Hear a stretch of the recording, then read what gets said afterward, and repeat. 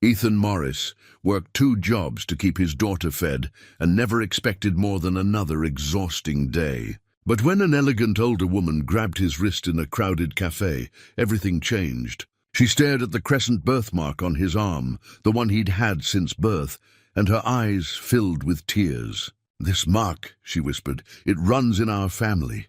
In that single moment, Ethan's entire life unraveled. He wasn't who he thought he was. The struggling single father had a past he never knew existed, connected to wealth and privilege beyond imagination. But would this discovery save him, or destroy the simple life he'd built for his little girl? Before we continue, tell us where you're tuning in from. And if this story touches you, make sure you're subscribed, because tomorrow I've saved something extra special for you. The alarm clock's shrill beep cut through the darkness at 5:30 a.m., just as it did every weekday morning. Ethan Morris reached over and silenced it with practiced efficiency, careful not to disturb the small figure curled up on the other side of his bed. Olivia had crawled in sometime around 3, another bad dream about monsters she couldn't quite describe. At 7 years old, she still sought the comfort of her father's presence when the world felt too big and uncertain. Ethan eased himself out of bed, his back protesting the movement. The warehouse work took its toll, 43 years of age catching up with him faster than he cared to admit. He padded quietly across the worn carpet of their modest 2-bedroom apartment, navigating by memory in the pre-dawn gloom. The coffee maker was already set. He'd learned years ago that preparing the night before saved precious minutes in the morning rush. While the coffee brewed, Ethan stood at the kitchen window watching the city wake up around him. Their apartment was on the 4th floor of a building that had seen better days, but the rent was manageable, and Mrs. Kowalski next door was worth her weight in gold. The elderly widow had become something of a grandmother figure to Olivia, watching her after school when Ethan's warehouse shift ran late, never accepting more than token payment despite his insistence. The worn leather wallet on the counter caught his eye as he poured his coffee. Ethan picked it up, running his thumb over the cracked surface. Inside was a faded photograph of his mother, taken when she was younger than he was now. Her smile was genuine, but her eyes held something he'd only understood as an adult, a wariness, a constant vigilance. She died when he was 12, a sudden illness, the doctor said. Though looking back, he wondered if it had been more about giving up than giving in to disease. Next to her photograph was a single $20 bill, carefully folded. It was his emergency fund, pathetic as that sounded. But it had gotten them through more than one unexpected crisis: a forgotten school fee, Olivia's inhaler when insurance denied the refill, a tank of gas when payday was still 3 days away. Ethan replaced the wallet and moved to wake Olivia. She stirred as he gently shook her shoulder. Her dark curls, so like his own, spread across the pillow. "Time to get up, sunshine." "School day." She groaned but sat up, rubbing her eyes. "Is it Saturday yet?" "Not even close. It's Tuesday. That's the worst day," she declared with the absolute certainty only a 7-year-old could muster. "At least Monday you're fresh." "Tuesday's just mean." Ethan smiled despite his fatigue. His daughter had a way with words, a brightness that shone through despite their circumstances. She noticed things, understood more than most kids her age. Sometimes he worried she'd inherited his mother's vigilance, along with her curiosity. The morning routine unfolded with choreographed precision. Olivia dressed herself while Ethan made breakfast. Oatmeal with a drizzle of honey, the cheap kind, but she never complained. Orange juice that was more water than fruit. But vitamin C was vitamin C, a multivitamin he crushed into her oatmeal when she wasn't looking because the pills were too big for her to swallow. "Dad, can I ask you something?" Olivia said between bites. "Always. Jessie at school says everyone has grandparents." "She has 4. "I don't have any." It wasn't quite a question, more of an observation waiting for confirmation or correction. Ethan set down his coffee. They'd had versions of this conversation before, but she was getting older, her questions more pointed. "Your grandma, my mom, she died before you were born." "I never knew my dad or any other family." "Why not?" My mom raised me by herself, just like I'm raising you. She never talked much about where she came from or who her family was. That's sad. Olivia's face scrunched up in thought. Didn't you ask her? I did, when I was about your age. She'd always change the subject, or say it didn't matter because we had each other. Ethan paused, remembering those conversations, his mother's practiced deflection. I think maybe it hurt her to talk about, so eventually I stopped asking. Do you miss her? Every day? Olivia nodded solemnly, then returned to her oatmeal. The conversation was over for now, filed away in that remarkable brain of hers, to be revisited later with new questions. Ethan had learned to appreciate these morning talks. They were honest in a way that afternoon chatter rarely was, before the world had fully woken up, before guards went up and social masks settled into place. By 7:15 they were out the door, Olivia's backpack slung over Ethan's shoulder as they descended the stairs. His truck was parked on the street, a 15-year-old Ford with more rust than paint, but an engine that refused to die. He'd bought it for $800 6 years ago, and it had been worth every penny, and then some. The drive to Olivia's elementary school took 12 minutes in morning traffic. She chatted about her upcoming project on ocean animals. She'd chosen sea turtles, and asked if they could go to the library this weekend to get more books. Ethan made a mental note. The library was free, and Olivia's love of reading was something he nurtured with quiet pride. Have a great day. Sunshine, he said as she unbuckled her seatbelt in the drop-off lane. You too, Dad. She leaned over and kissed his cheek, then was gone in a blur of backpack and enthusiasm. Joining the stream of children flowing toward the school entrance, Ethan watched until she disappeared inside, then headed to the warehouse. His shift started at 8, and the supervisor was a stickler for punctuality. The job wasn't glamorous, inventory management, forklift operation, loading dock coordination, but it was steady work with benefits. The health insurance alone was worth its weight in gold with Olivia's asthma. The day passed in the familiar rhythm of physical labor and logistical problem-solving. Ethan had worked his way up to shift supervisor over 5 years, earning respect through reliability and an unexpected knack for efficiency. He could see patterns in the chaos of shipping and receiving, optimize routes and workflows in ways that saved time and money. His boss had mentioned management training more than once, but the timing was never right. Training meant night classes, which meant less time with Olivia, which meant it wasn't happening. During his lunch break, Ethan sat in his truck and ate the sandwich he'd packed, peanut butter and banana. Olivia had made it this morning with extra peanut butter on his side, for energy. He pulled out his phone and scrolled through his bank app, a ritual that never got easier. Checking account, $347. Savings, $89. Rent due in 5 days, $950. Paycheck hitting in 3 days would cover it with a little left over. But then there was the notice he'd received last week about the rent increase starting next month. Another $100 he'd need to find somewhere. The phone buzzed with a reminder, Olivia's prescription refill due tomorrow. He opened his insurance app and checked the coverage. Denied. Again. They'd been through this dance before. He'd call after work, spend 40 minutes on hold, eventually get transferred to someone who might actually help. Or he'd pay out of pocket and skip lunch for the rest of the week. The inhaler was non-negotiable. At 3:30, Ethan clocked out and headed to the school pickup line. Olivia emerged right on time, her face flushed with excitement. Mrs. Rodriguez said my sea turtle drawing was the best in class. That's wonderful, honey. I'm so proud of you. They stopped at the apartment long enough for Olivia to change and grab a snack. Then Ethan dropped her at Mrs. Kowalski's. I'll be back by 6:30, he promised. Take your time. Dear, Mrs. Kowalski said, her Polish accent still thick after 40 years in America. We're making pierogi. Olivia is learning to pinch the edges just right. The weekend handyman work was essential supplemental income. Today, it was fixing a leaky faucet and replacing some rotted deckboards for the Hendersons, a retired couple on the east side. They paid cash and always offered him dinner, which he politely declined more often than not. Taking charity, even kindly meant, stuck in his throat.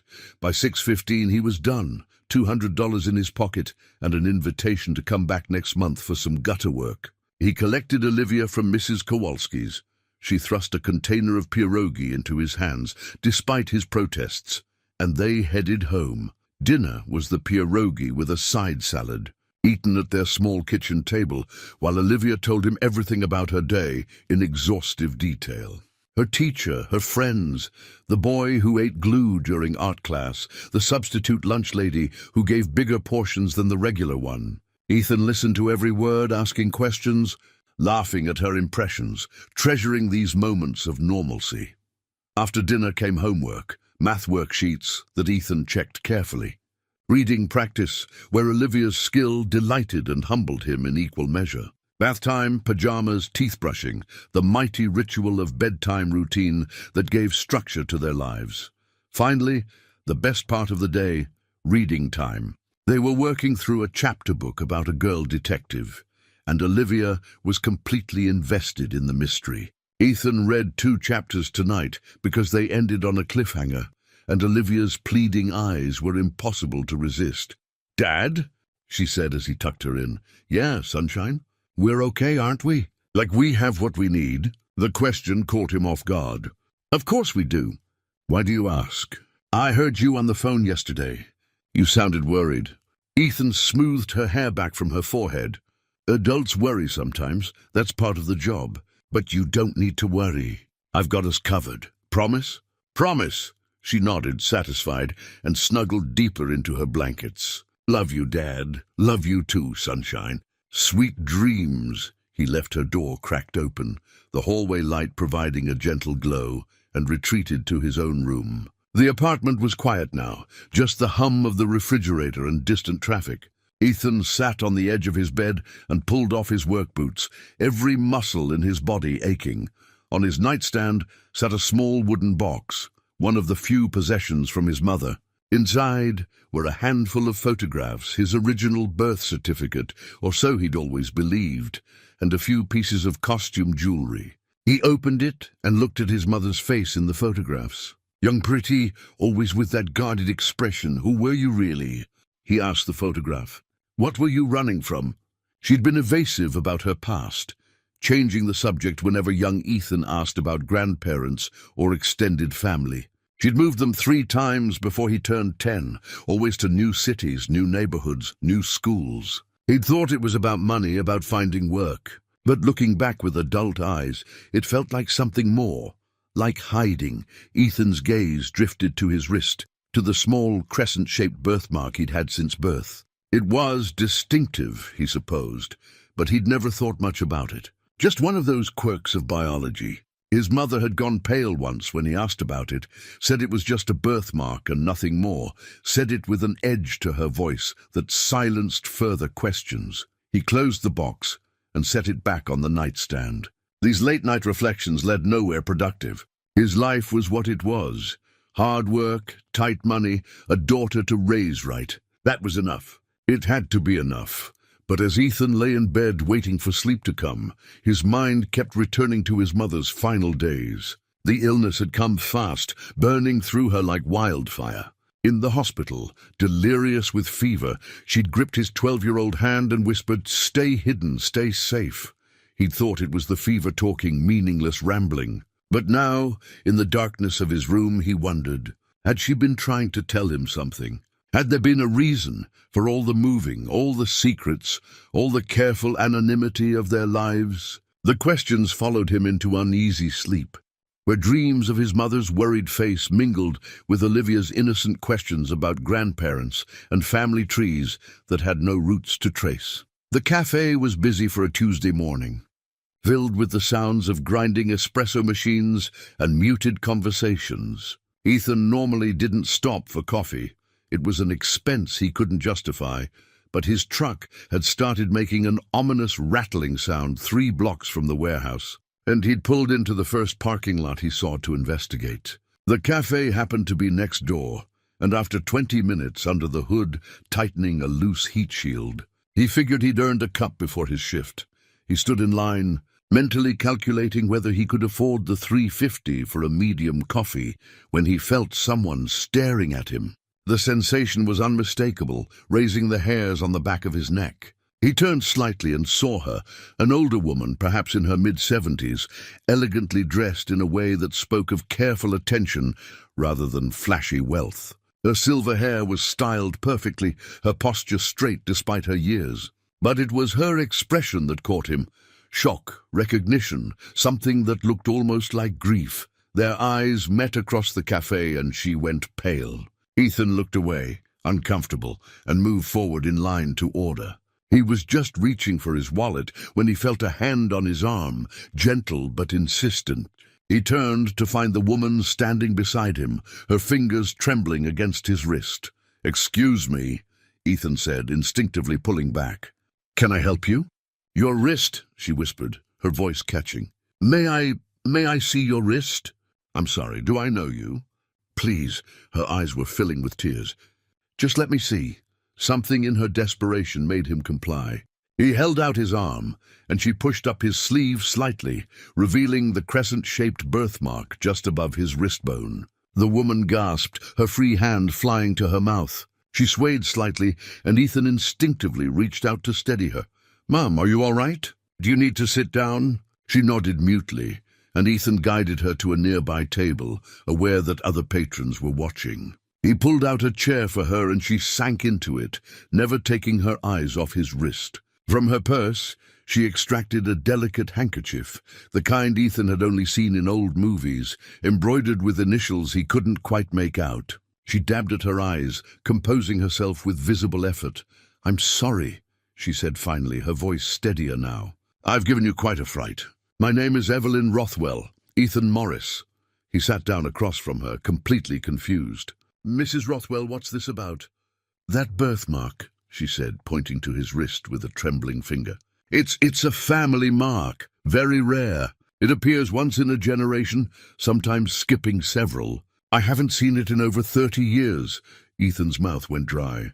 "I think you've mistaken me for someone else." "No," she shook her head firmly. "No mistake. My grandson had that exact mark in that exact place. Christopher." Her voice broke on the name. "He disappeared 32 years ago."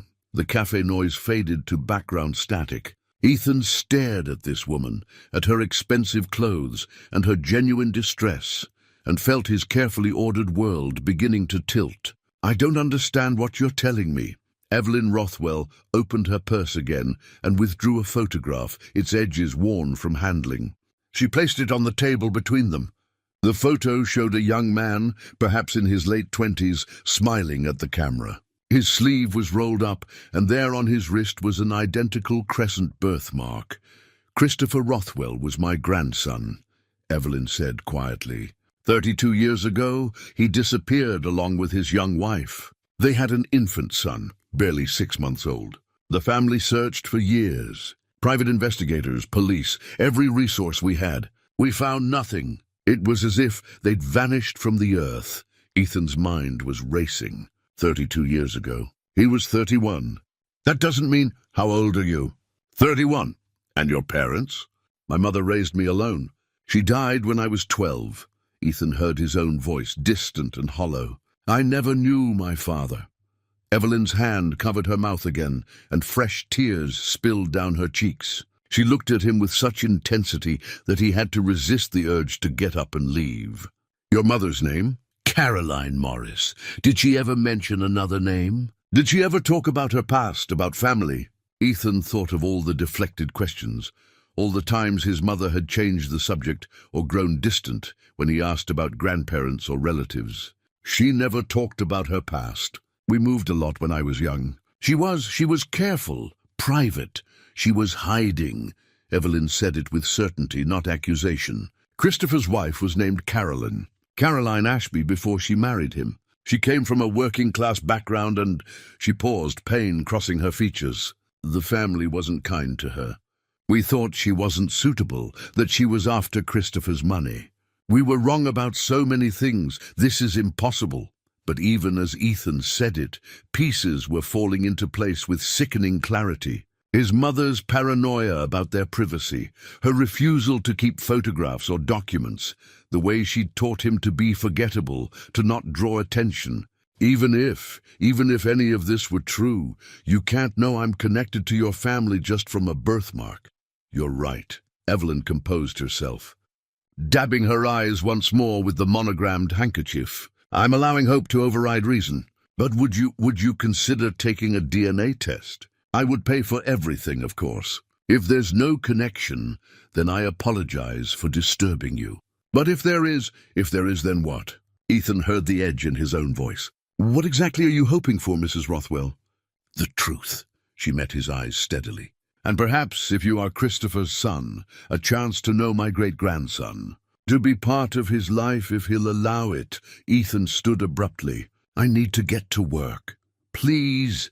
Evelyn reached into her purse and withdrew a business card, placing it on the table.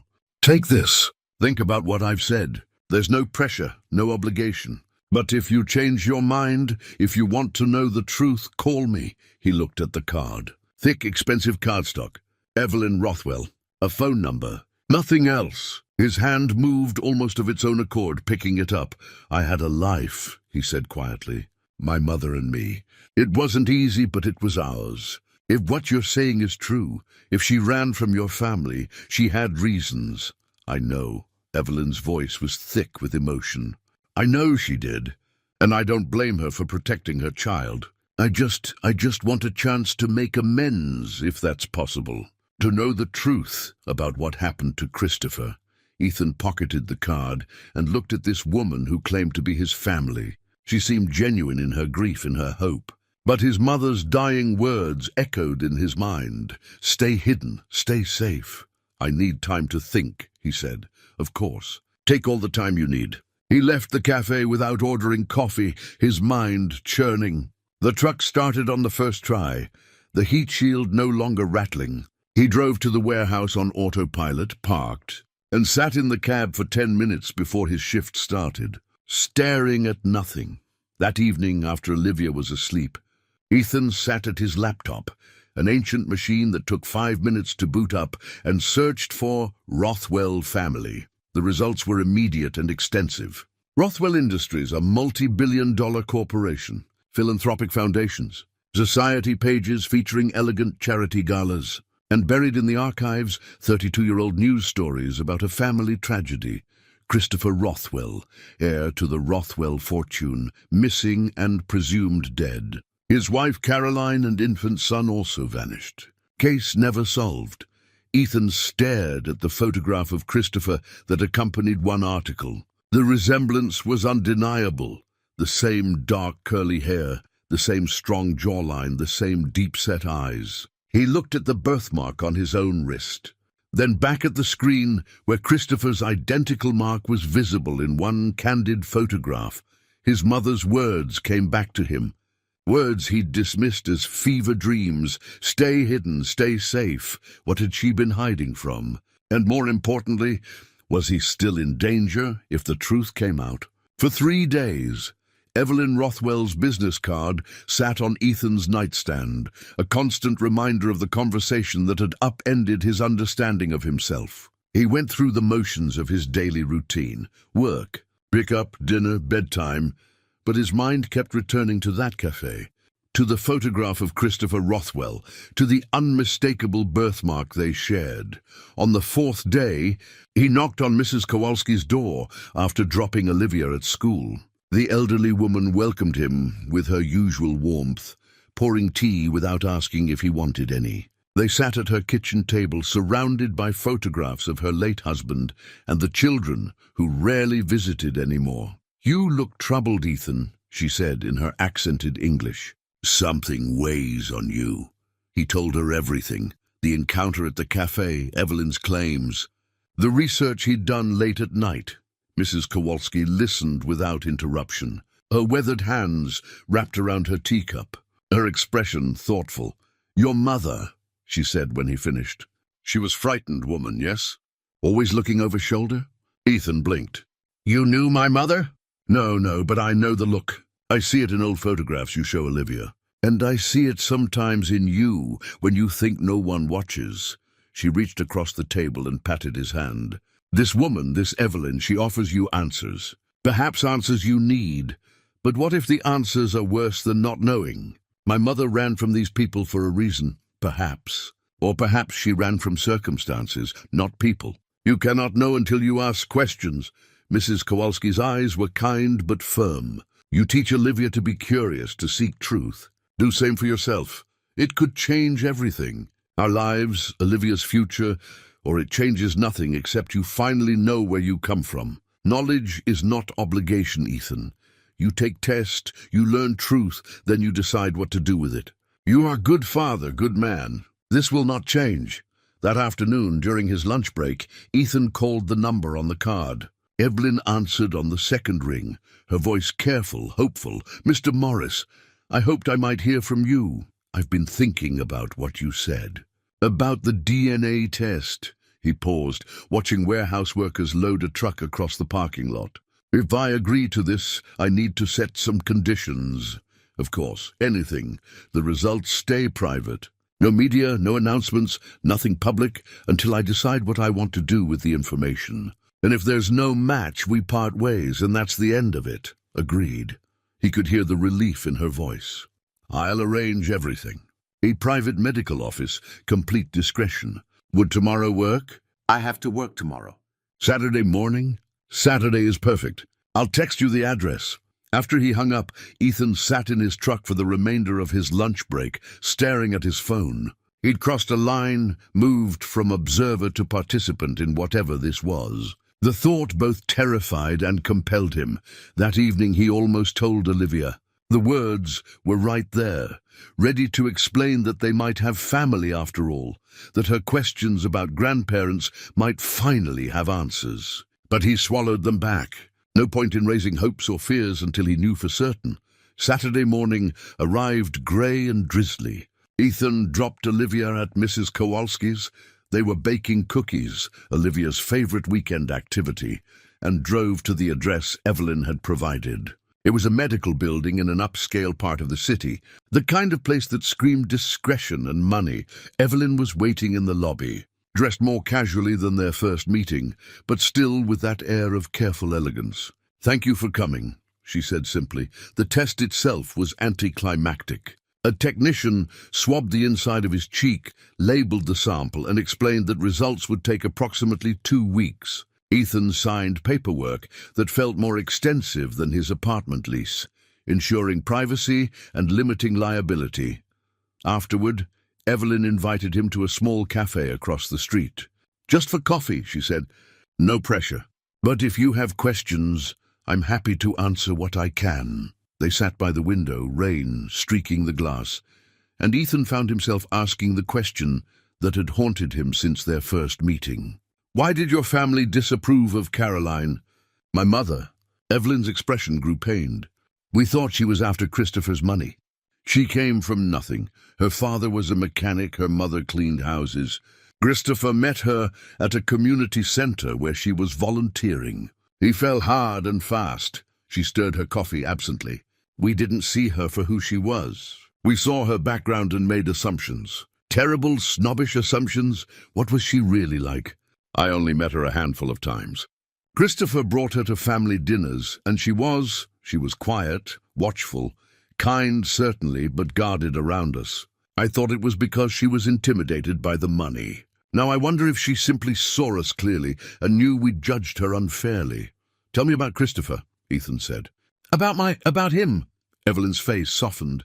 He was gentle, thoughtful. He loved classical music and old books, spent hours in the library rather than at business meetings. His father, my son, died when Christopher was 15, and there was enormous pressure on him to take over the family business eventually. But he wasn't built for corporate warfare. He wanted to teach, to write, to live quietly. That doesn't sound like someone who'd just disappear. "No," Evelyn's voice dropped. "It doesn't. The police investigated, of course. Christopher's car was found abandoned near the river 3 days after he was last seen. No body, no note, no evidence of foul play. They ruled it a possible suicide or accident. But Christopher wasn't suicidal. He was happy with Caroline, thrilled about the baby. Something happened, something that made them both run, or she couldn't finish the sentence, or something worse, Ethan completed quietly.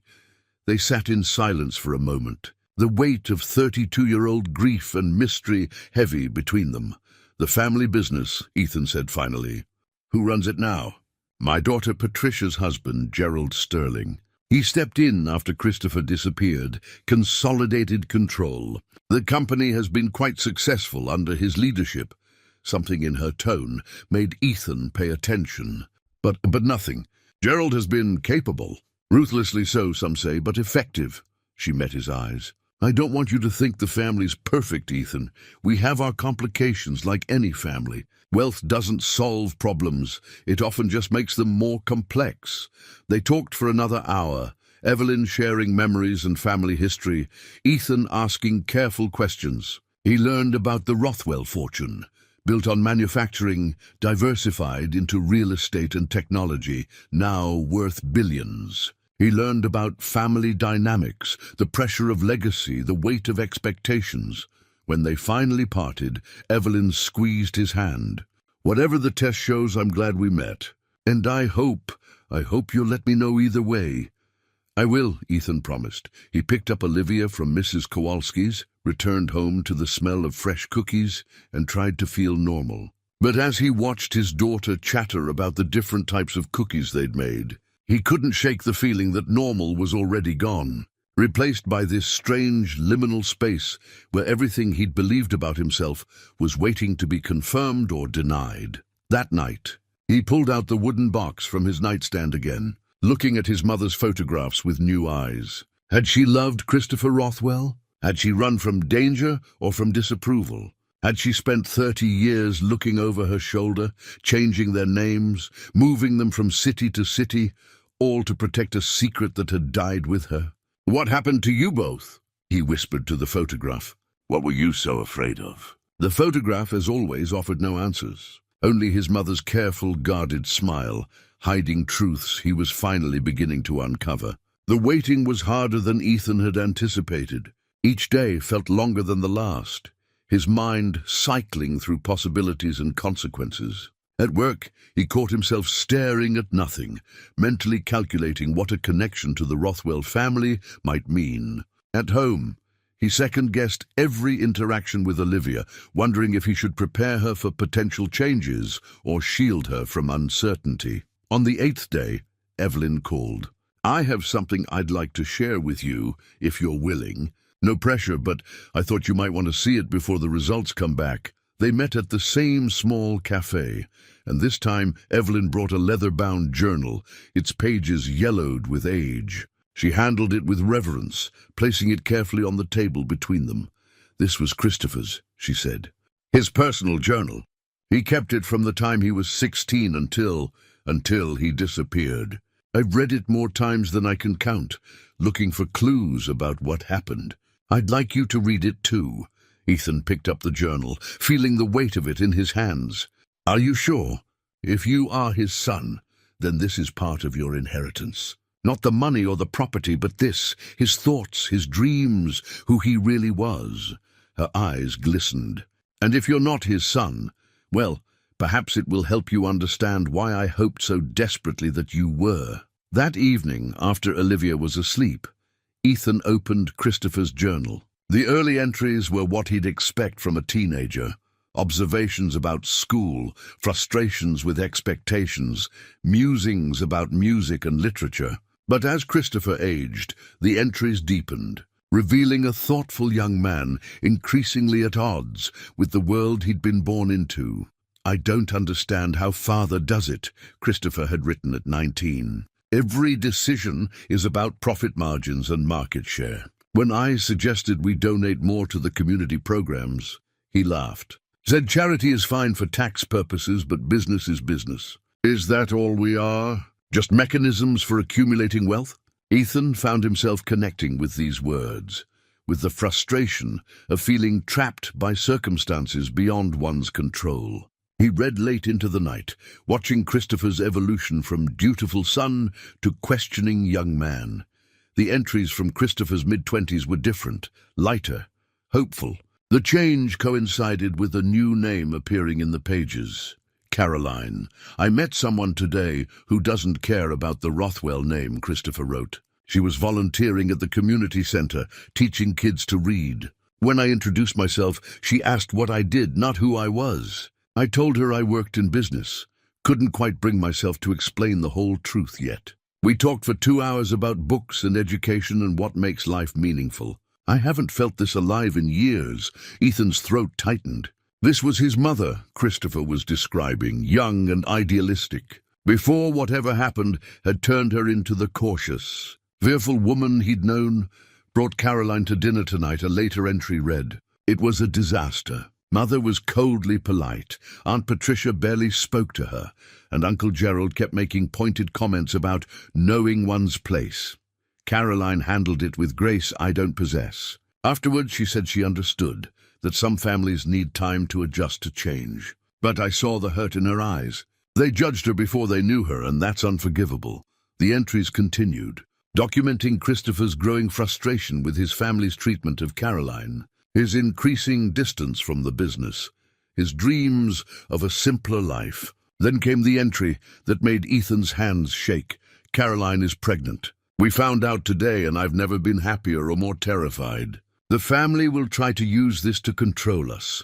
They'll want the child raised as a proper Rothwell, molded into their image. But I won't let that happen. I won't subject my son or daughter to the same suffocation I've endured. Caroline and I have been talking about leaving, starting over somewhere else. We have enough saved to survive for a while. And I can teach or write or do anything that doesn't involve board meetings and profit reports. Ethan closed his eyes, imagining his parents, because that's what they were, he realized. Regardless of what the DNA test showed, planning their escape. He turned the page, eager to read more. Something's wrong. The past few weeks I've felt watched. Cars following me, phones clicking on the line. Gerald has been pressuring me about some business deal. Wants my votes on the board, says it's crucial for the company's future. But I've reviewed the documents and something doesn't add up. The numbers are too clean, the projections too optimistic. When I asked questions, Gerald got angry in a way I've never seen. Said I was being naive, that this is how business works. But I don't think he's being honest. The entries grew shorter, more urgent.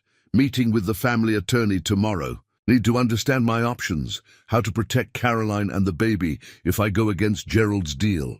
He called tonight, made a comment about how family loyalty matters more than individual concerns.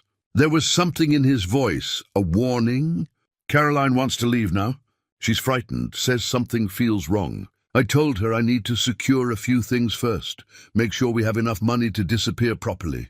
But maybe she's right. Maybe we should just go. The final entry was dated 32 years ago, the day before Christopher disappeared.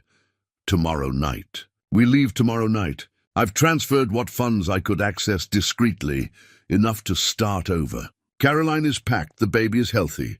We're meeting at the cabin, then driving straight through to Canada. I'm leaving letters for Mother and the attorney, explanations, evidence about Gerald's deal, everything I've discovered. If I'm right about what he's doing, the authorities need to know. But first, I get my family to safety.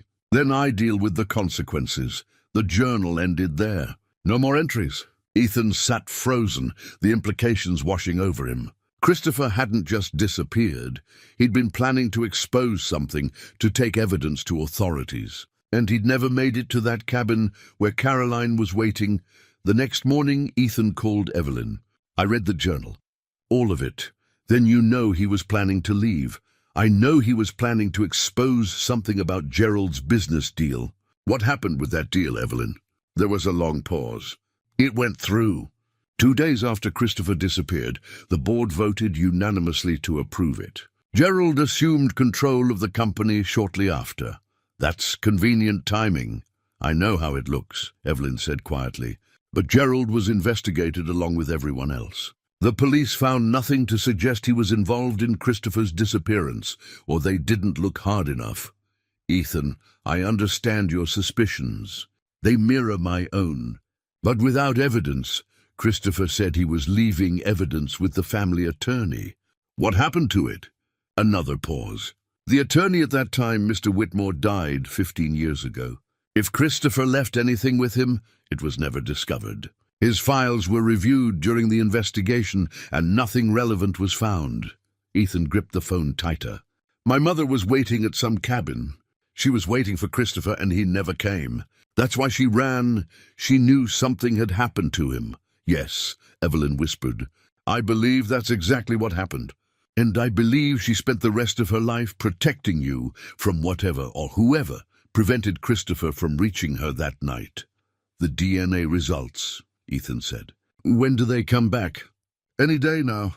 But Ethan, regardless of what they show, you need to be careful. If your suspicions about Gerald are correct, then he's not going to be happy when I show up claiming to be Christopher's son. No, Evelyn agreed. He certainly won't be. The envelope arrived on a Tuesday morning, certified mail, requiring Ethan's signature. His hands trembled slightly as he opened it, standing in his apartment after Olivia had left for school. Inside was a single page of laboratory results, dense with technical language, but the conclusion was clear and unambiguous. Probability of paternity, 99.9%.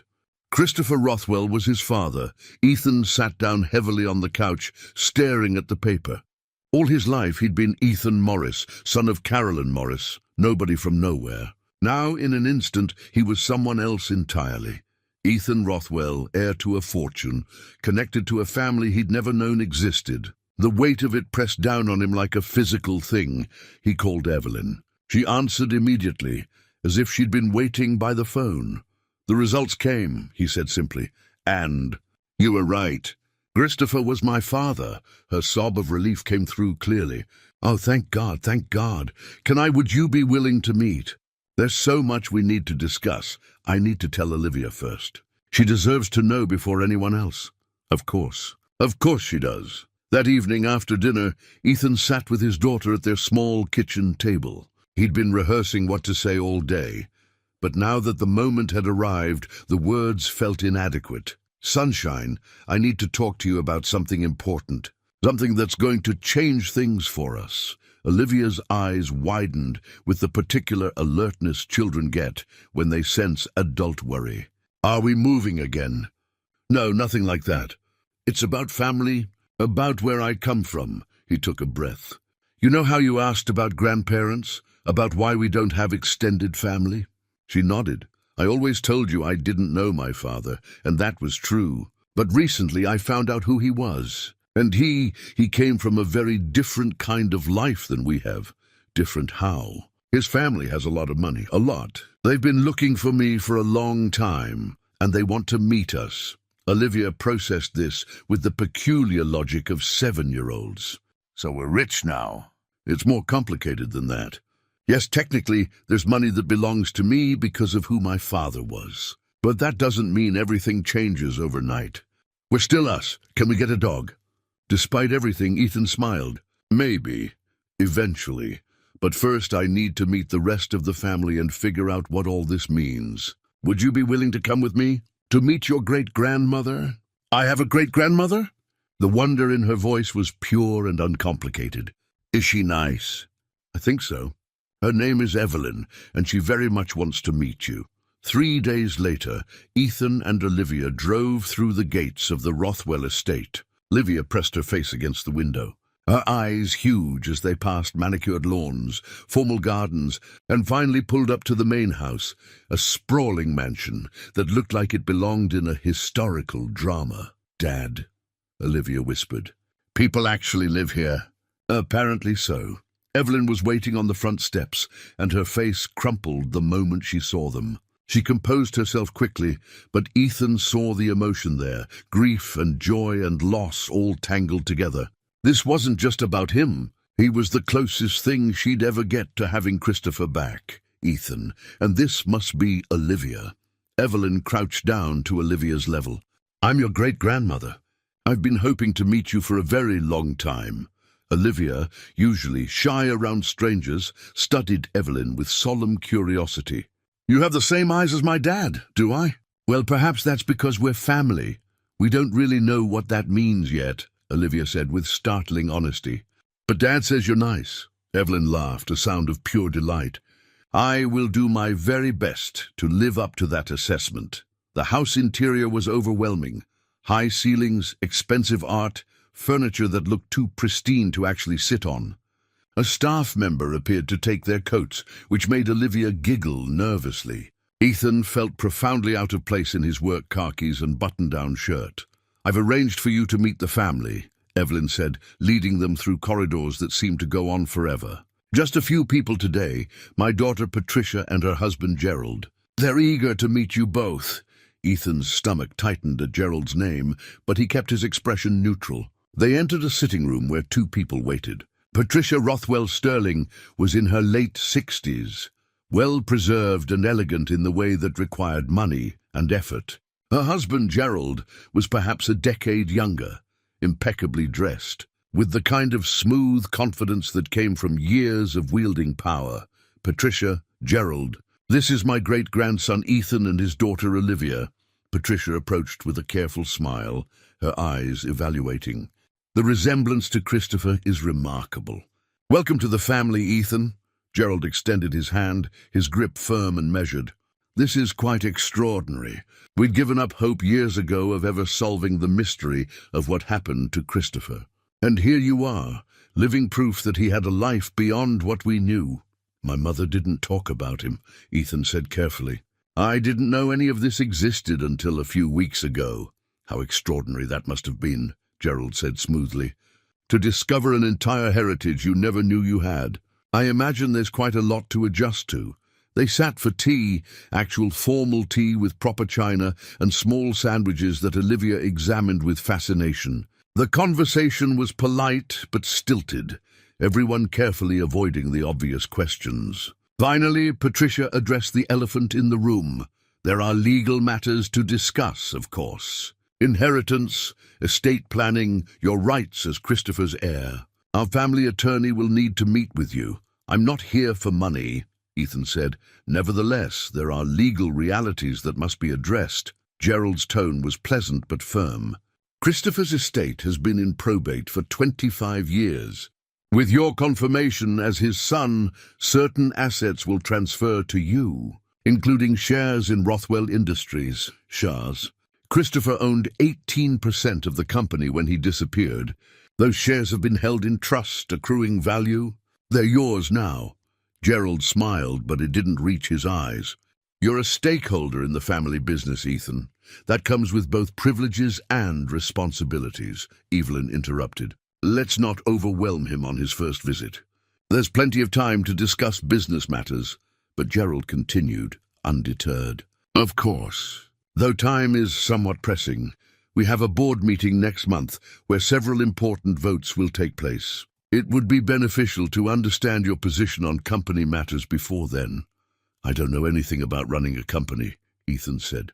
Naturally. Which is why most stakeholders in your position would assign a proxy to vote on their behalf. I'd be happy to serve in that capacity, as I did during the probate period. It would simplify matters considerably. Ethan heard the careful manipulation in Gerald's words, the assumption that he'd be too overwhelmed or ignorant to want actual control. I'd prefer to understand what I'm voting on before I give anyone that power. Something flickered in Gerald's eyes. Annoyance, maybe concern. Of course. Very prudent. The rest of the visit passed in a blur of introductions to staff, a tour of the grounds that left Olivia speechless, and increasingly uncomfortable small talk. Gerald watched Ethan throughout with an expression of benign interest that felt calculated. Patricia warmed slightly to Olivia, showing her Christopher's childhood room, preserved exactly as he'd left it, which struck Ethan as both touching and deeply unsettling. As they prepared to leave, Evelyn drew Ethan aside. I have something for you. She handed him a manila envelope. Your original birth certificate and some sealed court records. Your mother legally changed both your names when you were 6 months old. Her real name was Caroline Ashby, not Morris. Ethan opened the envelope, staring at the documents. There it was in black and white. His birth name had been Ethan Christopher Rothwell. His mother had erased that identity completely, creating new paperwork, new history. The level of planning and fear required for such an act spoke volumes. Why would she go to such lengths? He asked. Fear, Evelyn said simply. She was terrified, and perhaps she had reason to be. On the drive home, Olivia chattered excitedly about the house, the gardens, the room that had belonged to the grandfather she'd never met. But Ethan barely heard her. His mind was on Gerald's careful words, on the business shares that apparently made him a threat to established power structures, on his mother's desperate flight with a 6-month-old baby. Christopher had been investigating Gerald's business deal. Then Christopher disappeared. Caroline had hidden for 30 years. Now Ethan had emerged with legal rights that could disrupt Gerald's control of the company. The pieces were fitting together into a picture that terrified him. The family attorney, Mr. Bancroft, was nothing like Ethan expected. Instead of the slick corporate type he'd imagined, Bancroft was in his early 70s, slightly rumpled, with kind eyes behind wire-rimmed glasses. They met at his office downtown, a space filled with law books and family photographs that suggested a life beyond billable hours. Mr. Morris, or should I say Mr. Rothwell? Ethan is fine, Bancroft smiled. Very well, Ethan. I've been the Rothwell family attorney for 40 years. I knew your father, though not as well as I wish I had. He was a good man in a complicated situation. Over the next 2 hours, Bancroft walked Ethan through the labyrinth of his inheritance. Christopher's trust fund, held in probate, was worth $8 million. The family shares in Rothwell Industries represented 18% of a company valued at over $2 billion. There were properties, investments, accounts that had been frozen for decades, waiting for an heir to claim them. This is insane, Ethan said, his head spinning. I drive a 15-year-old truck. My daughter and I live in a 2-bedroom apartment. And you're telling me I'm worth, conservatively, $360 million. Possibly more, depending on various factors. Ethan felt the room tilt. I don't know what to do with that information. You don't have to do anything immediately. But there are decisions that will need to be made, particularly regarding the company shares.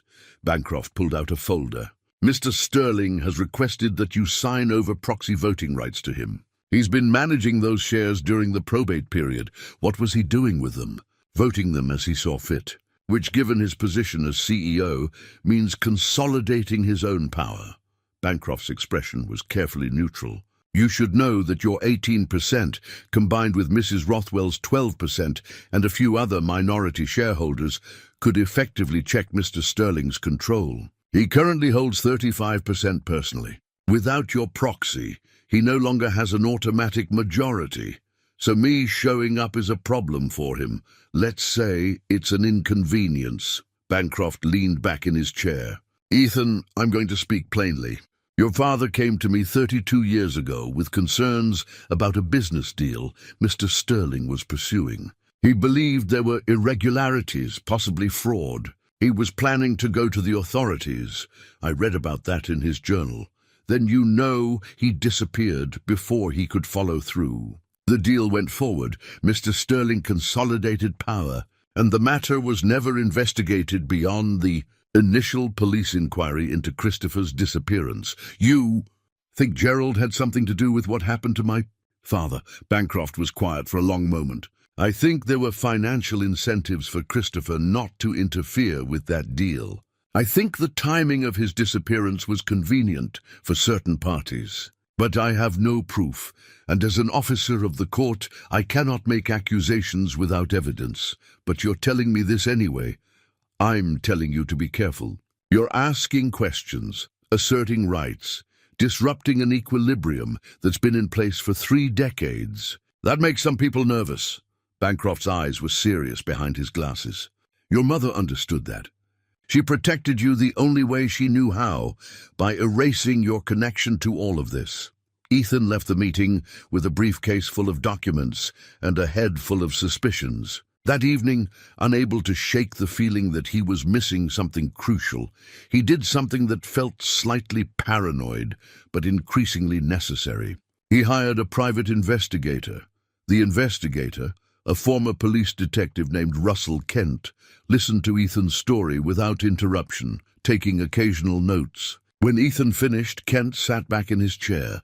"You want me to look into a 32-year-old disappearance that's been investigated by the police, private detectives, and probably the FBI, given the family's wealth. I want you to look at Gerald Sterling. His finances around that time, his movements, anything that connects to my father's disappearance. That's a tall order. Paper trails go cold, people's memories fade. My mother ran from something. She changed our names, spent her whole life looking over her shoulder. I need to know what scared her badly enough to do that." Kent studied him. "This isn't just curiosity, is it? You think you might be in danger. I think I'm asking questions that someone might not want answered. And I have a 7-year-old daughter to protect. All right, I'll see what I can find. But this will take time, and it won't be cheap. Money's apparently not a problem anymore," Ethan said with bitter irony. 3 days later, Kent called with preliminary findings. They met at a diner far from both the warehouse and the Rothwell estate, somewhere anonymous and public. "Your father's disappearance coincided with a major acquisition vote," Kent said, sliding a folder across the table. "Sterling wanted to acquire a manufacturing company called Meridian Industries. The deal was worth $500 million at the time. But there were questions about Meridian's financial health, rumors of cooked books, inflated assets. And Christopher opposed it? According to board minutes I managed to access, Christopher requested an independent audit before the vote. Sterling argued it would delay the deal and cost them the opportunity. The board was split," Kent tapped the folder. 3 days after your father disappeared, the board voted unanimously to proceed without the audit. Sterling cast Christopher's proxy votes in favor. That's convenient. Gets better. 2 years after the acquisition, Meridian's accounting irregularities came to light. The SEC investigated, fined Rothwell Industries, but by then, the companies were fully integrated. Sterling claimed he'd been misled by Meridian's executives. Some people went to jail, but Sterling came out looking like a victim of fraud rather than a participant. Ethan's hands clenched on his coffee cup. He knew. That's what Christopher must have discovered. Gerald knew about the fraud and pushed the deal through anyway. Possibly. But proving it 32 years later will be nearly impossible. The key witnesses are dead or have no reason to talk. Sterling's covered his tracks well. What about my father's car? It was found by a river, right? Abandoned, keys in the ignition, no signs of struggle. Police theorized suicide or that he walked away from his life. But his body was never found, and there was no financial activity on his accounts after that day, because he was dead. Kent didn't disagree.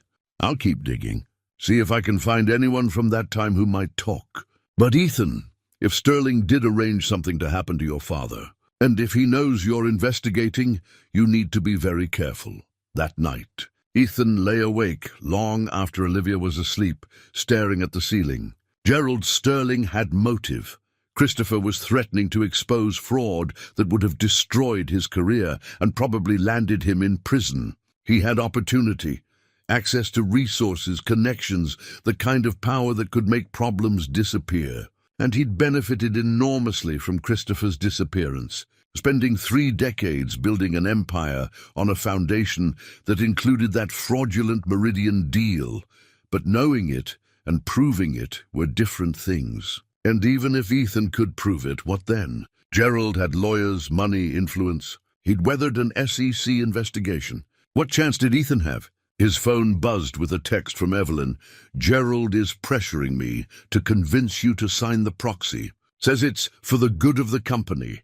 I'm stalling but wanted you to know." Ethan stared at the message. Gerald was making his move, trying to lock down Ethan's voting rights before he could become a real threat. Which meant Gerald saw him as a threat. He texted back, "Thank you for the warning. Don't sign anything on my behalf. I need to understand what I'm dealing with first." Another text arrived seconds later. "Be careful. Ethan, I'm beginning to fear I've put you in danger by bringing you back into this family." Ethan got out of bed and checked on Olivia, watching her sleep peacefully. unaware of the web of corporate intrigue and possible murder surrounding their newly discovered heritage. He'd spent 7 years protecting her from poverty and instability. Now he had to protect her from something far more dangerous, a man who'd possibly killed once to protect his secrets and might do so again. The next morning, Ethan made a decision. He called Bancroft and told him to schedule a meeting with the full board of Rothwell Industries. If Gerald wanted to know where Ethan stood, he'd find out. But it would be on Ethan's terms, in a public setting where actions were recorded and witnessed. "Are you sure about this?" Bancroft asked. "It will force Gerald's hand." "Good," Ethan said. "Let's see what he does when he can't control the narrative." As he hung up, Ethan caught sight of the corporate share documents Bancroft had given him, sitting on his kitchen table next to Olivia's homework. These pieces of paper represented power. The power to disrupt Gerald's control, to ask uncomfortable questions, to demand accountability for what happened 32 years ago. His mother had run from this power, understanding it came with danger, but she'd also spent her last words warning him to stay hidden, stay safe. Now, by accepting his inheritance and asserting his rights, Ethan was doing the opposite. He was stepping directly into the light, making himself visible to whatever forces had destroyed his father. The question was whether he was brave enough or foolish enough to see it through. The call came at 7 in the morning, 3 days before the scheduled board meeting. Bancroft's voice was tight with urgency. "Ethan, I need to see you today, now if possible. There's something you need to know, something I should have told you years ago." They met at Bancroft's home rather than his office, a modest Victorian in an older neighborhood. The attorney looked as if he hadn't slept, his usual careful composure replaced by evident distress. "I've carried this secret for 32 years, Bancroft said, leading Ethan into his study. "Your father made me promise, made me swear, not to reveal it unless 2 specific conditions were met. First, that he was confirmed dead or missing for at least 25 years. Second, that his child was found and confirmed through DNA. Ethan's heart hammered. "What are you talking about?" Bancroft went to his safe, entering a combination with shaking hands. He withdrew a sealed envelope, yellowed with age, and handed it to Ethan. "This is from your mother. Christopher gave it to me the day before he disappeared, with explicit instructions about when and how it should be opened. The envelope was addressed in a woman's handwriting. 'To my son, if he ever needs the truth.'" Ethan's hands trembled as he opened it. Inside was a letter, several pages long, written in his mother's careful script. He began to read, and the room seemed to fall away. "My dearest Ethan, if you're reading this, then the worst has happened. Christopher never made it to the cabin where we planned to meet. He's gone, and I had to make impossible choices to keep you safe. I need you to understand what happened, what we discovered, and why I had to erase our entire existence. Your father wasn't paranoid. He was right. For months before he disappeared, he'd been investigating irregularities in a business deal Gerald was pushing through. What he found was worse than simple fraud. Gerald had been systematically embezzling from Rothwell Industries for years, using complex shell companies and falsified records. The Meridian acquisition was meant to hide these thefts, mixing legitimate business with stolen assets until they were impossible to separate. Christopher had evidence. Documents, recordings, proof of Gerald's crimes. He was going to the FBI the day after we were supposed to meet. He'd arranged everything. Immunity for cooperation, protection for our family, the whole thing. But the night before we were to leave, Christopher went back to the estate one last time. He needed additional files from his home office, documentation he'd hidden there. He told me he'd be at the cabin by midnight. He never arrived. I waited until dawn. Then I saw the news. Christopher's car found abandoned by the river. Police were calling it a possible suicide. I knew better. I knew Gerald had discovered what Christopher was planning. I knew my husband was dead. I also knew I had to protect you. Gerald would tie up loose ends. If he knew Christopher had a wife and child who might possess evidence, we'd be targets. So I ran. I took you barely 6 months old and I disappeared. The evidence Christopher gathered is still hidden. He gave me the location before he went back that last time. Made me memorize it in case anything happened to him. It's in a safety deposit box at First National Bank downtown. Box number 847. The key is... Ethan stopped reading and turned the page. But there was something else, a small brass key taped to the back of the letter. His hands shook as he continued. The key is here. The box is registered under a false name Christopher created. Jonathan Ashby. My maiden name, his middle name. If you're reading this, the 25-year time limit I discussed with Mr. Bancroft has passed. The box should still be accessible. In that box, you'll find everything. Financial records, audio recordings of Gerald making threats, emails, transaction records. Everything needed to prove what Gerald did and why Christopher died. But Ethan, my son, you need to understand what using this evidence will mean. Gerald Sterling is powerful.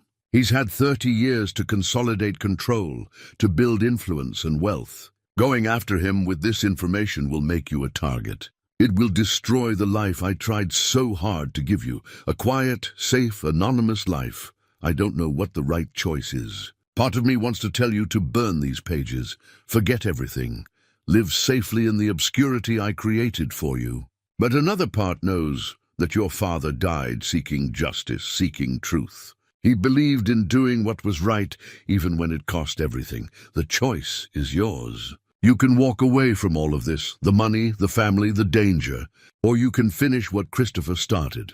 Either way, know that you were loved. Know that every choice I made, every lie I told, every time I moved us in the night, was because I couldn't bear to lose you the way I lost him. Stay safe, my sweet boy.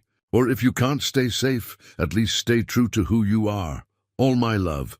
Mom. Ethan finished reading and sat in stunned silence. His mother had known everything. She'd carried the secret for 25 years, died with it still locked inside her. The fever dreams he'd dismissed as illness, stay hidden. Stay safe had been her final attempt to warn him. She knew where the evidence was all this time, he said finally. Yes. Bancroft's voice was heavy. Christopher made arrangements with me and separately with your mother. If anything happened to him, she was to take you and disappear.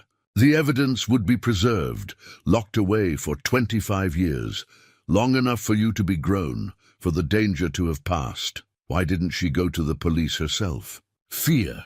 Gerald had connections everywhere, police, judges, politicians. Christopher believed the FBI was the only agency insulated enough from local corruption to investigate properly. Your mother, alone with an infant, couldn't risk approaching authorities that might be compromised. So she ran and she kept running. Ethan stood and paced the room, his mind racing. Gerald killed my father. He had him murdered to protect his embezzlement scheme, almost certainly. Though proving murder will be harder than proving the financial crimes. Bodies create evidence. Financial records are cleaner. The statute of limitations. For most financial crimes, yes, it's passed. But not for all of them. And not for murder. Bancroft leaned forward. Ethan, if you retrieve that evidence and go public, several things will happen. Gerald will be investigated, possibly prosecuted. The company will face enormous scrutiny. Your family will be torn apart. And you and Olivia will be at the center of a media firestorm. And if I don't, then Gerald continues as he has for 3 decades. He controls the company, maintains his power, and the truth about your father dies with your generation. Ethan looked at the letter again, at his mother's handwriting. She'd given him a choice. But in describing his father's character, believing in doing what was right, even when it cost everything, she told him what she thought he should do. I need to get that evidence. Ethan said, I thought you might say that. I'll come with you. As Christopher's attorney, I have standing to access materials related to his estate. They went to the bank that afternoon. Ethan half expected the safety deposit box to be gone, emptied, destroyed somehow in the 3 decades since Christopher had hidden it. But when he presented the key and the name Jonathan Ashby, a clerk led them to the vault without issue. The box was smaller than Ethan expected, but heavy when the clerk lifted it out. They were taken to a private room, and when the door closed, Bancroft nodded to Ethan. Go ahead. Inside were multiple flash drives, folders of documents, and several cassette tapes, technology from another era, preserved against time. Ethan opened the first folder and saw spreadsheets covered in Christopher's handwriting with notes in the margins. Transferred to shell company Meridian Holdings. No corresponding asset. Theft. A pattern suggests systematic embezzlement since 1990. One of the flash drives was labeled in Christopher's handwriting. Gerald's threats, recorded conversations. He documented everything, Ethan whispered. Your father was thorough. He knew what he was risking by going against Gerald. He wanted to make sure the evidence would survive, even if he didn't. Bancroft's voice was thick with emotion. He was a brave man, Ethan. He died trying to do the right thing. Ethan picked up one of the cassette tapes. The label read, Gerald, explicit threat, 3 days before disappearance. We need to get this material to the authorities, Bancroft said. But Ethan, once we do, there's no going back. Gerald will know you have this. He'll know you're the one who exposed him. Good. Ethan's jaw was set. I want him to know. My father tried to do this quietly, tried to protect the family reputation, and he was killed for it. I'm not making that mistake. Then we need to move quickly and carefully. Federal prosecutors first. We'll need immunity agreements for you in exchange for cooperation. Then we'll need protection for you and Olivia. Protection? Ethan, a man who's killed once to protect these secrets won't hesitate to do so again. Especially now, when he has so much more to lose. Bancroft met his eyes gravely. The moment we move forward with this, you're in danger. Ethan spent the next 2 days in a blur of activity that felt surreal. Federal prosecutors reviewed Christopher's evidence with careful intensity, their expressions growing grimmer with each document. The recordings were damning. Gerald's voice, clear and unmistakable, making threats, discussing the embezzlement with casual arrogance, even joking about removing obstacles to his plans. This is prosecutable, Assistant U.S. Attorney Rachel Morrison told them. Multiple counts of fraud, embezzlement, possibly conspiracy to commit murder depending on what else we uncover. Mr. Morris, you understand you'll need to testify? I understand. And you're aware that once we move forward, Mr. Sterling will know you're the source. He'll have access to the best defense attorneys money can buy, and they'll come after your credibility hard. Let them. Ethan's voice was steady. Everything I'm telling you is true, and the evidence speaks for itself. But first, Ethan had to ensure Olivia's safety. He called Mrs. Kowalski and explained, without revealing everything, that he needed to send Olivia away for a week or two, that there were family complications that might become unpleasant. You are in danger? Mrs. Kowalski asked bluntly. Possibly. I don't know, but I can't risk Olivia being anywhere near this. I have sister in Vermont, retired teacher. She would love company, and Olivia would be safe there. I can't ask you to... You don't ask. I offer. This is what family does. The hardest moment was explaining it to Olivia. She sat on his bed while he packed her suitcase, her face serious beyond her years. Is this about the rich family? She asked. Yes, sunshine. There are some grown-up problems that need to be solved, and I need to know you're somewhere safe while I deal with them. Are you coming back? The question pierced him. Of course I am, I promise. This is just for a little while, just until things settle down. Dad. Her voice was small. I don't care about being rich. I just want us to be okay. Ethan pulled her into a hug, feeling her small body against his, and promised himself he'd get through this for her. We will be okay. I'm making sure of it. Mrs. Kowalski drove Olivia to Vermont the next morning. Ethan watched them leave, feeling the weight of her absence like a physical thing. Then he turned his attention to what came next. He met with Evelyn at her private residence, a smaller property she maintained separate from the main estate, away from Gerald's influence. When he showed her the letter and explained what he'd found, she aged before his eyes. I suspected, she whispered. God help me, I suspected, and I did nothing. I told myself there was no proof, that I couldn't believe my own son-in-law capable of murder. But I knew something was wrong. You couldn't have known for certain. Gerald was careful. Christopher was my grandson. I should have fought harder to find the truth." Her hands shook as she held Caroline's letter. "Your mother. She must have been so frightened, so alone. She survived. She kept me safe. That's what matters." Evelyn looked at him with fierce determination. "What do you need from me?" "I need you to trust me. The prosecutors are moving forward, but it will take time to build the case. In the meantime, Gerald can't know what's coming. He needs to think everything is normal. The board meeting is tomorrow. He's expecting you to either sign the proxy or make some minor objection he can smooth over. Then that's what I'll give him. Right up until the moment the federal agents arrive." Evelyn's eyes widened. "You're going to have him arrested at the board meeting?" "The prosecutors want to do it in a controlled environment with witnesses. Gerald is a flight risk. He has resources to disappear if he suspects what's coming. The board meeting gives us everyone in one place, on record, with no advance warning. Patricia will be there, my daughter. She'll watch her husband arrested for murdering her nephew. I'm sorry, but she needs to know the truth too." That night, Ethan couldn't sleep. He reviewed the plan repeatedly, looking for flaws. Federal agents would be positioned outside the building. Bancroft would signal them when the moment was right.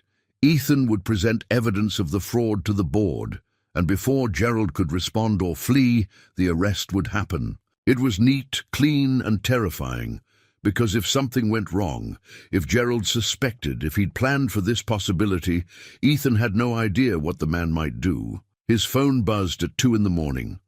A text from an unknown number. "You should reconsider your position. Family matters should stay private. Think about your daughter." Ethan's blood ran cold. Gerald knew, not everything maybe, but enough to be making threats. The mention of Olivia was deliberate, calculated to frighten him into backing down. He called Bancroft immediately. "Gerald just threatened me, mentioned my daughter specifically." "That was stupid of him. Forward me the text. It's evidence of witness intimidation." Bancroft's voice was calm but urgent. "Is Olivia secure?" "She's in Vermont. He doesn't know where." "Good. Don't respond to the text. Let him think he's rattled you. Tomorrow we end this." But sleep wouldn't come. Ethan paced his apartment, thinking about Christopher making this same decision 32 years ago, choosing truth over safety, justice over compromise. His father had paid the ultimate price for that choice. Now Ethan was following in those footsteps, and the weight of that legacy pressed down on him. He went to his nightstand and opened the wooden box, looking at his mother's photographs one more time. She'd spent her life running, hiding, protecting him from this moment, but she'd also left him the letter, left him the choice. "I'm finishing what Dad started," he told her photograph. "I hope that's what you wanted." Morning came grey and cold. Ethan dressed carefully. The one suit he owned, purchased for his mother's funeral 20 years ago and rarely worn since. He looked at himself in the mirror and saw Christopher's face looking back. The same eyes, the same determined set to his jaw. The board meeting was scheduled for 10 o'clock. Ethan arrived early, Bancroft at his side. Federal agents were already in position, invisible in the building's lobby and parking garage. Everything was ready. Gerald was already in the boardroom when they entered, looking confident and controlled. He smiled when he saw Ethan. "I'm glad you decided to come. I trust you've given thought to the proxy arrangement we discussed." "I've given it a lot of thought," Ethan said carefully. Patricia arrived next, then other board members, executives, and major shareholders, all settling into their seats with coffee and small talk. The room gradually filled until everyone was present. Evelyn was the last to arrive, taking her seat at the head of the table with quiet dignity. "Let's begin," she said. Evelyn called the emergency board meeting to order, her voice steady despite the tension in the room. 12 board members sat around the polished mahogany table, coffee cups and folders arranged before them. Gerald sat directly across from Ethan, his expression confident, bordering on smug. "Thank you all for making time on short notice," Evelyn began. "As you know, we've recently confirmed that my great-grandson, Ethan Morris, is the rightful heir to Christopher Rothwell's estate and shares in this company. Today, we need to address certain matters regarding those shares in the company's governance.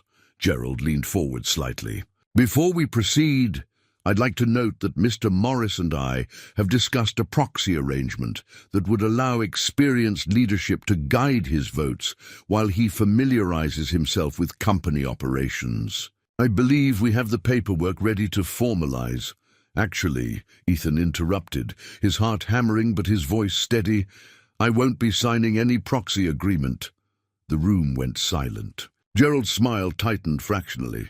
I understand this is overwhelming, but surely you recognize that complex corporate decisions require expertise you don't yet possess. What I lack in corporate experience, I make up for in moral clarity. Ethan reached into his briefcase and withdrew a folder. I've discovered something that this board needs to know about. Something that's been hidden for 32 years. Gerald's expression shifted, calculation replacing confidence. Mr. Morris, if you have concerns about company operations, there are appropriate channels. My father had concerns about company operations. Christopher Rothwell discovered financial irregularities before he disappeared. He documented them carefully, and he was planning to go to the authorities. Ethan opened the folder, his hands steady now. He was going to expose systematic embezzlement and fraud. Patricia gasped. Other board members shifted uncomfortably. Gerald's face had gone carefully blank. These are serious accusations, Gerald said quietly, made about events from 3 decades ago by someone who wasn't even born when they allegedly occurred. I'd be careful about slander, Mr. Morris. It's not slander if it's true. Ethan slid copies of documents across the table. These are financial records my father compiled. They show a pattern of theft from company accounts, money moved through shell corporations, assets falsified to hide the embezzlement. Board members picked up the documents, scanning them with growing alarm. Gerald remained motionless, but Ethan saw the muscle jumping in his jaw. The Meridian Industries acquisition, Ethan continued, wasn't just about growth. It was about hiding stolen assets, mixing legitimate business with embezzled funds until they were impossible to separate. My father discovered this and opposed the deal. 3 days later, he disappeared. This is absurd, Gerald said, but his voice lacked its usual authority. Christopher's disappearance was investigated thoroughly. The police found no evidence of foul play because they weren't looking for it. They thought he'd walked away from his life or committed suicide. They didn't know he'd been gathering evidence against you. Evelyn's voice cut through the tension. Gerald, is any of this true? Of course not.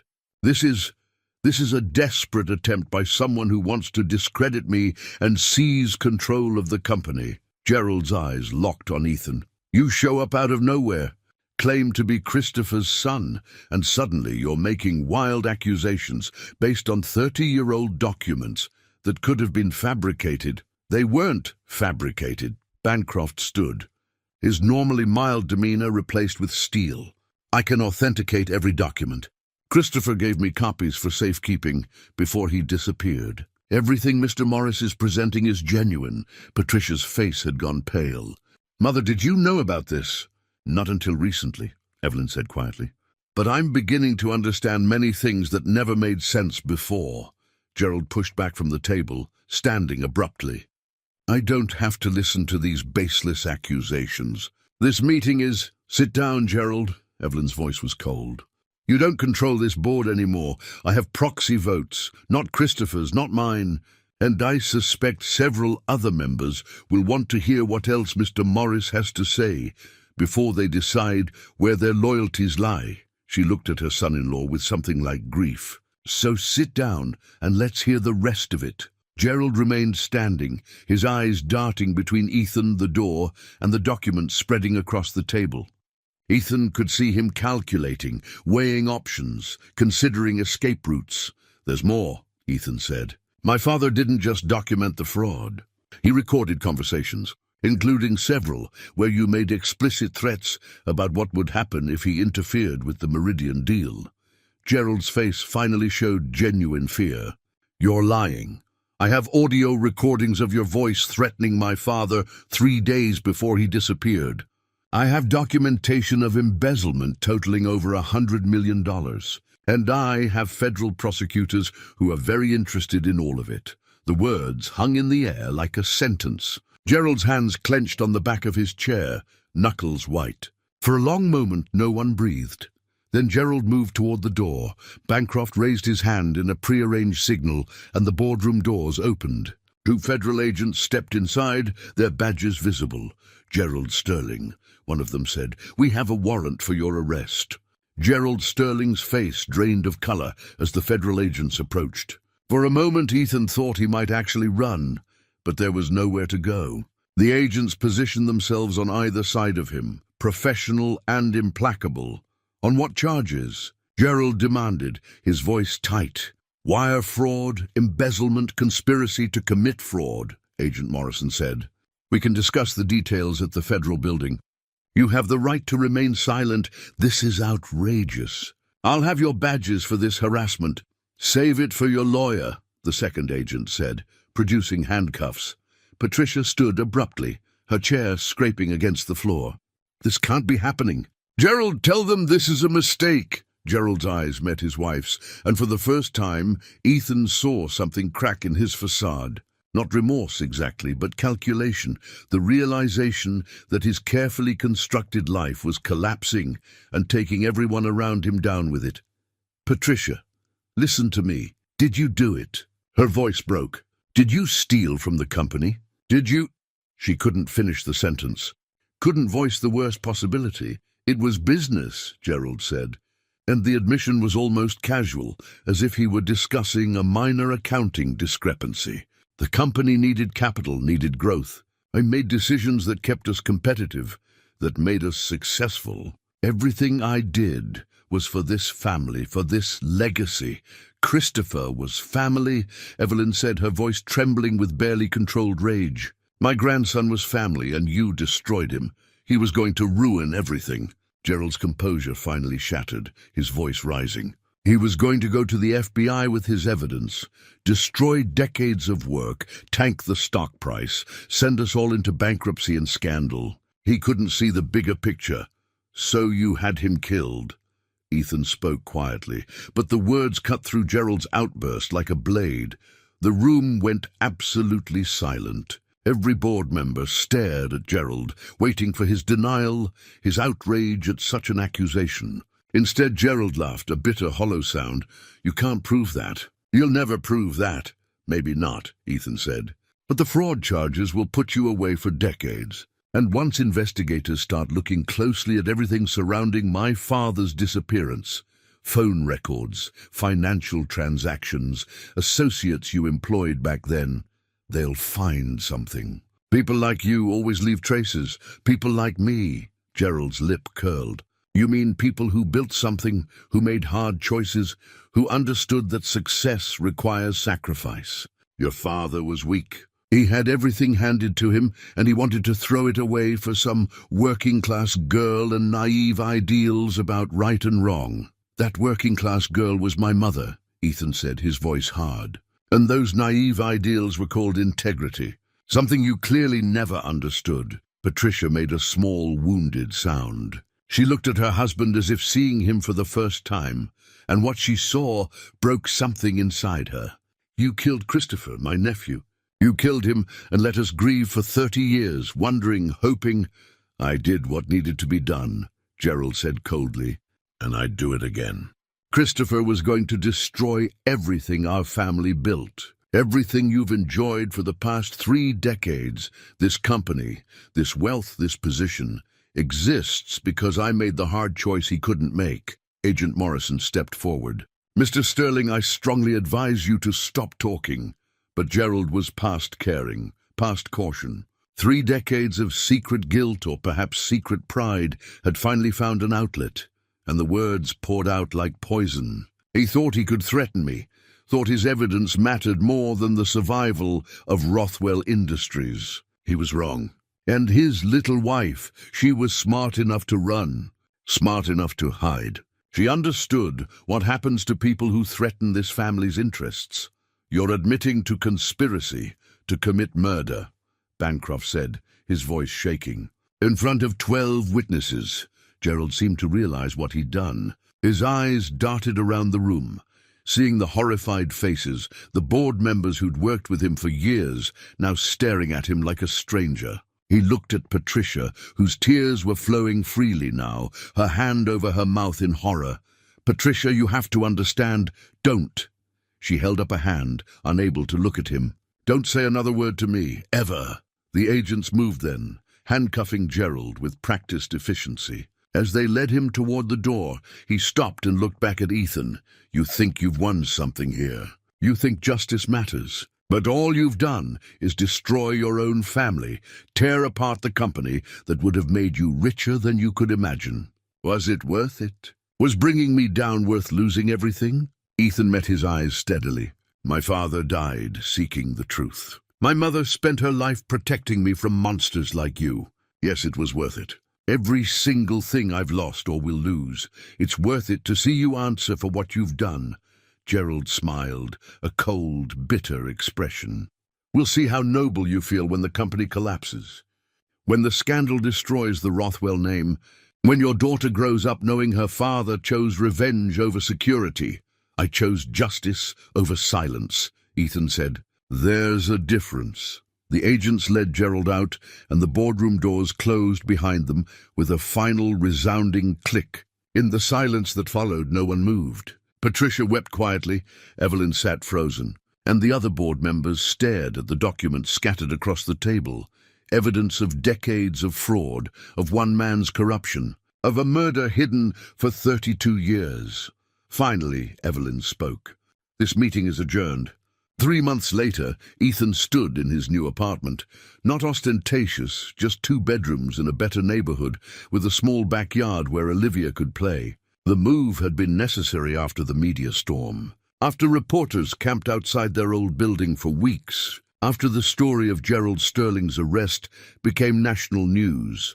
The trial was still months away, but Gerald's attorneys had already signaled they'd seek a plea deal. The evidence was overwhelming, his boardroom confession recorded by multiple witnesses. He faced decades in federal prison, and the additional investigation into Christopher's death had uncovered enough circumstantial evidence to support murder charges. Though those would be harder to prove, Ethan hadn't watched the news coverage obsessively.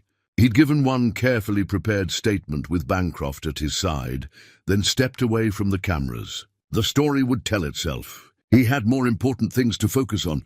"Dad, can I plant tomatoes here?" Olivia called from the backyard, pointing to a sunny corner. "Sure, sunshine.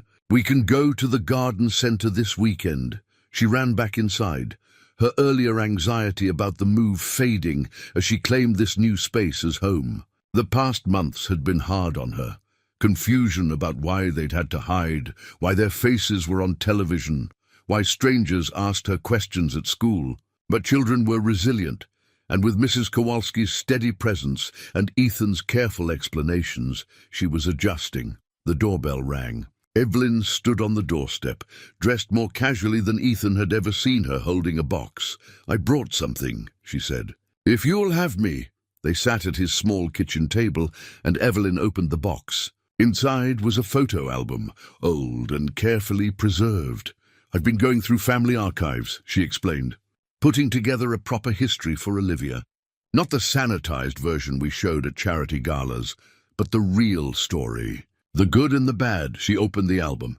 The first page showed Christopher as a child, gap-toothed and grinning. Then as a teenager, serious and thoughtful. Then young adult photos, some with Evelyn, some with friends, and then, near the end, several of Christopher with Carolyn. Ethan's breath caught. He'd never seen photos of his parents together. Caroline was young, pretty, smiling with genuine happiness at Christopher's side. They looked like any young couple in love, unaware of the tragedy waiting in their future. She really loved him, Ethan said softly, and he loved her. Completely. Evelyn turned another page. "I've been thinking a lot about the choices we made back then, how our prejudice, our snobbery, helped create the circumstances that led to all of this. If we'd welcomed Caroline, supported their marriage, perhaps none of this would have happened. You can't know that. Gerald was already committing fraud. He would have seen Christopher as a threat regardless, perhaps. But Caroline wouldn't have felt she had to run. You wouldn't have grown up without family, without resources, without knowing where you came from. Evelyn's eyes glistened. I can't change the past, but I'd like to be part of your future if you'll allow it. Part of Olivia's future. On our terms, Ethan said gently. No expectations about who we should be or how we should live. We're not Rothwells in the way your family understands that name. I wouldn't want you to be. You're better than we ever were. Over the next hour, they made plans. Evelyn would visit weekly, getting to know Olivia genuinely, rather than showering her with gifts and expectations. The family trust would provide for Olivia's education and security, but Ethan had refused the bulk of his inheritance, asking instead that it be used to establish a foundation in Christopher and Caroline's names, supporting working-class families, funding education, helping people like his mother, who'd struggled alone. Patricia had reached out once, a tearful phone call apologizing for Gerald, for not seeing what he was, for the family's treatment of Caroline decades ago. Ethan had been kind but distant. Forgiveness would take time if it came at all. The company itself was under new management, an independent CEO brought in to clean up decades of Gerald's corruption. The stock had taken a hit, but the fundamentals were sound. Rothwell Industries would survive, transformed by scandal into something more accountable, more ethical. As for Ethan, he'd returned to work at the warehouse. His supervisor had welcomed him back with raised eyebrows and questions he didn't fully answer. The money existed in accounts he rarely accessed, providing security without changing who he fundamentally was. He still drove his old truck, still packed Olivia's lunches, still helped Mrs. Kowalski with her heavy grocery bags. That evening, after Evelyn left and Olivia was doing homework, Ethan stood in his small backyard watching the sunset. He thought about his father who died seeking truth, about his mother who'd survived by hiding it, about the choice he'd made to expose everything, consequences be damned. Gerald had asked if it was worth it. Standing here now, in this modest life he'd chosen to keep despite the wealth available to him, Ethan knew the answer. His phone buzzed. A text from Olivia, who was too young for a phone, but had convinced him she needed one for safety. Come inside. I made us cookies. Well, Mrs. K helped. Okay, she made them. But I watched. Ethan smiled and headed toward the house, toward the warm kitchen and his daughter's laughter, toward the simple life his parents had wanted for him. They'd paid terrible prices for that life, his father with his life, his mother with decades of fear and loneliness. But they'd succeeded. They'd kept him safe, kept him good, kept him grounded in what mattered. The Rothwell fortune existed in the background now, a safety net rather than a defining characteristic. The family name carried scandal, but also finally truth. And Ethan carried forward both his father's courage and his mother's love, building a life that honored them both. In the kitchen, Olivia held up a slightly misshapen cookie with pride. It's shaped like a turtle. For your sea turtle project, remember? It's perfect, Ethan said, pulling her into a hug, and standing there in his modest kitchen, holding his daughter with the photo album of his parents, love sitting nearby and the future spread out before. At them, uncertain but honest. Ethan knew he'd made the right choice. Some inheritances were worth more than money, truth, justice, family bonds built on authenticity rather than obligation. Those were the things his parents had really left him, and those were the things he'd pass on to Olivia. The crescent birthmark on his wrist caught the evening light, the mark that had started everything. But it was just a mark now, not a burden or a secret. Just a reminder of where he came from and how far they'd all traveled to reach this moment of peace.